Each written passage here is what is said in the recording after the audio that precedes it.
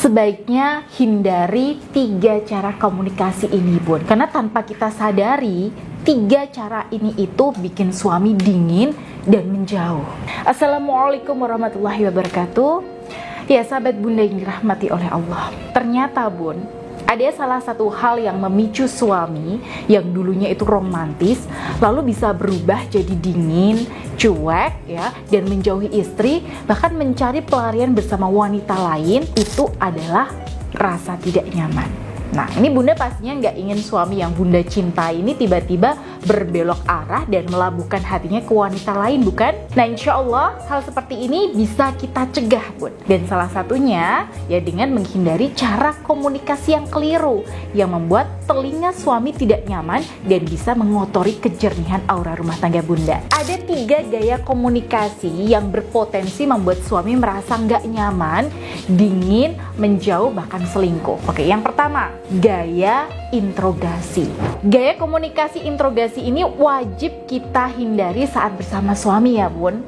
Misalnya nih, suami baru pulang kerja ya, belum naruh sepatu, belum naruh tas, tiba-tiba kita bilang nih, kamu dari mana aja sih? Jam segini baru pulang. Wanita ini siapa, Mas?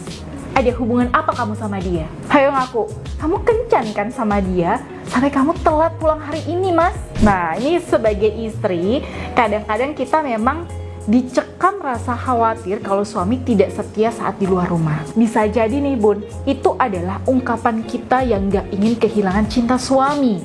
Ya, perasaan seperti ini memang wajar. Tapi ketika kita ungkapkan dengan cara seperti tadi, yang ada justru suami jadi gak nyaman. Karena apa? Ya, suami itu semakin kita omongin dan kita sebutin yang jelek-jelek nih, jadi bukannya sadar, tapi justru semakin tertantang untuk mewujudkan omongan dan pikiran kita. Ibaratnya tuh, dia tuh mikirnya gini, Bun, aku tuh gak seperti yang kamu pikirkan. Tapi kalau kamu tetap mikir kayak gitu, oke, aku kabulin isi pikiran kamu biar kamu puas. Nah, inilah cara berpikir kebanyakan laki-laki, Bun. Ya bukan apa-apa ya, ini hanya soal ego. Sebenarnya setiap suami itu tahu kok, Bun, mana yang salah, mana yang benar. Tapi ketika suami merasa tidak dipercayai, maka suami itu akan tergores egonya dan akibatnya dia akan semakin tertantang. Makanya akan jauh lebih baik kalau kita bicara dengan cara komunikasi yang positif. Misalnya nih, ketika suami telat pulang kerja nih, kita ngomongnya kayak gini, Bun. Alhamdulillah, ayah akhirnya pulang juga. Bunda tuh sampai khawatir loh. Udah, cukup, Bun, gitu aja ya.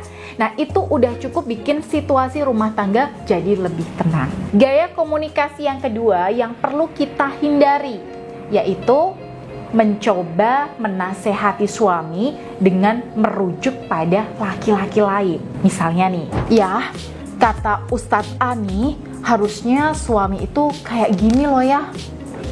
Ya, menurut Ustadz Beni, yang kayak gitu tuh gak bener loh. Yang bener nih dari Ustadz ini loh ya, ada riwayatnya dan hadisnya juga sahih.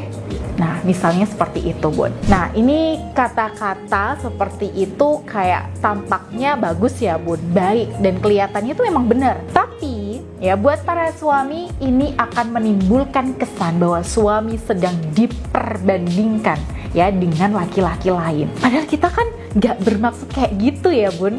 Tapi ya itulah ego seorang suami. Ada semacam rasa cemburu dalam hatinya. Yang ada di pikirannya itu, Bun, justru nih, sebenarnya kamu nikahnya sama siapa sih? Sama aku? Apa sama Ustadz itu?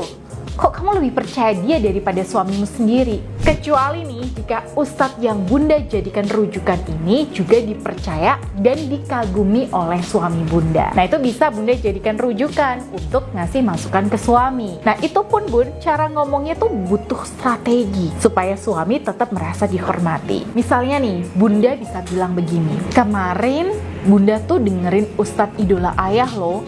Nah, kata Pak Ustadz, ternyata begini loh ya.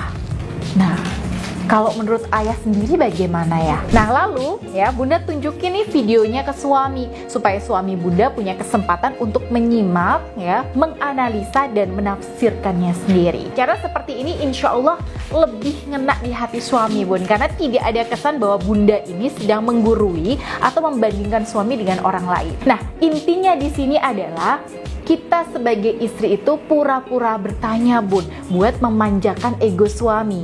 Jadi kesannya kita itu seolah sedang minta pendapat suami. Kenapa harus repot pakai cara ini sih Bunda Ayu?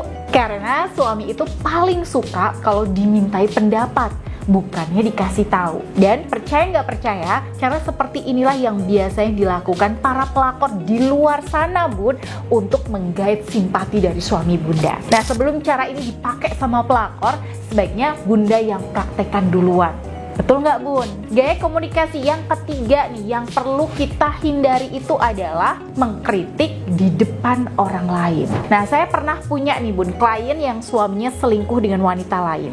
Dan ketika saya telisik lebih dalam lagi, ternyata si suami ini mengaku bahwa dia selingkuh demi melampiaskan rasa sakit hatinya gara-gara pernah dikritik di depan teman-temannya. Jadi waktu itu teman-teman si suami ini datang bertamu. Dan si istri ini saking asyiknya ngomong, akhirnya jadi kebablasan dan keceplosan ngomong yang gak baik soal suaminya. Suaminya yang mendengar kata-kata istrinya waktu itu ya hanya diam sih. Tapi diam-diam dia menggunakan kejadian itu sebagai alasan untuk membenarkan perselingkuhannya. Menurut saya, perselingkuhan itu tidak pernah bisa dibenarkan dengan alasan apapun. Tapi dari kasus klien saya ini, nah kita bisa ambil pelajaran untuk lebih berhati-hati dalam bertutur. Nah, komunikasi dan cara ngomong itu tampaknya hal sepele ya, tapi efeknya itu besar sekali. Terus, gimana dong bun? Sayanya agak susah kalau disuruh mengatur omongan. Bawaannya tuh apa-apa tuh pengen saya ungkapin biar lega gitu. Gak tahu kalau omongan saya ini tuh bisa fatal akibatnya. Nah, ini saya harus gimana dong bun? Baik, bunda di sini nggak perlu khawatir ya bun. Kita semua para istri itu ya, para wanita memang punya kecenderungan seperti itu. Ya apa-apa ya pengen dikeluarin ya, pengen diungkapin. Nah, saya punya trik ya, biar apapun yang keluar dari mulut kita ya selalu baik, positif ya, enak didengar dan enak di hati suami. Nah, yaitu perbanyak lisan kita untuk berzikir ya, mengucapkan kalimat-kalimat thayyibah. Misalnya beristighfar, Astaghfirullahaladzim, Astaghfirullahaladzim.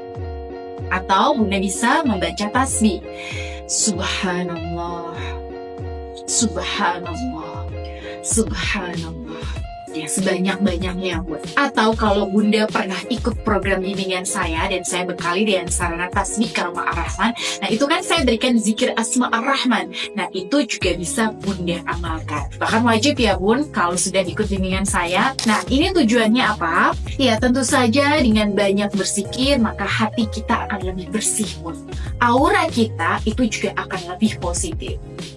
Hati yang selalu berzikir itu ibarat air kolam yang selalu dikuras. Ya pastinya airnya akan bersih, segar, dan nyaman buat ikan. Nah begitu juga dengan kita. Aura kita, ya hati kita, semuanya akan bersih dan jernih, sehingga yang keluar dari mulut kita semuanya itu serba baik ya, sejuk dan positif. Ini efeknya apa? Ya secara otomatis suami akan lebih nyaman, lebih betah, dan insya Allah hatinya juga lebih terkunci buat kita. Nanti kalau sahabat bunda di rumah ikut program bimbingan saya, maka insya Allah akan saya berikan bimbingan dan pendampingan yang lebih intensif sesuai dengan kondisi rumah tangga yang bunda alami. Nah, silakan bunda bisa daftar melalui nomor yang tertera di sini, Bu. Baik, semoga video ini bermanfaat. Dan akhirul kalam, wassalamualaikum warahmatullahi wabarakatuh.